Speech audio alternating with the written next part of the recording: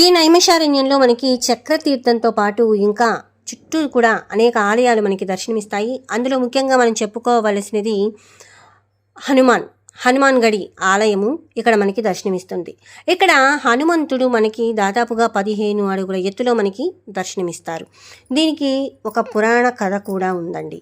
అదేంటి అంటే రావణాసురుడి తమ్ముడు రావణాసురుడు నేను యుద్ధంలో ఓడిపోతాను రాముడితోటి అని చెప్పేసేసి మహిరావణుడి యొక్క సహాయం కోరుతాడు. మహిరావణుడు ఏం చేస్తాడు అంటే మోసం చేసి రామ లక్ష్మణులని ఇద్దరిని కూడా పాతాళ లోకానికి తీసుకువెళ్ళిపోతాడు.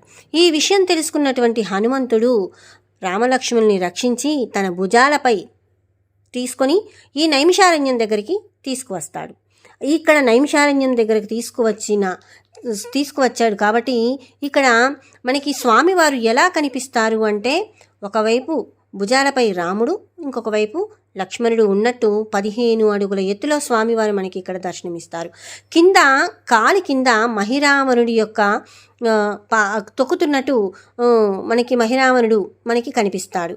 ఇక్కడ హనుమంతుడికి నిత్యం కూడా భక్తులతో పూజలు ఎంతో అంగరంగ వైభవంగా జరుగుతూ ఉంటాయి. ఇంకా ఇక్కడ మనకి సీతారామ లక్ష్మణుల విగ్రహాలు కూడా మనం ఇక్కడ దర్శనం చేసుకోవచ్చండి.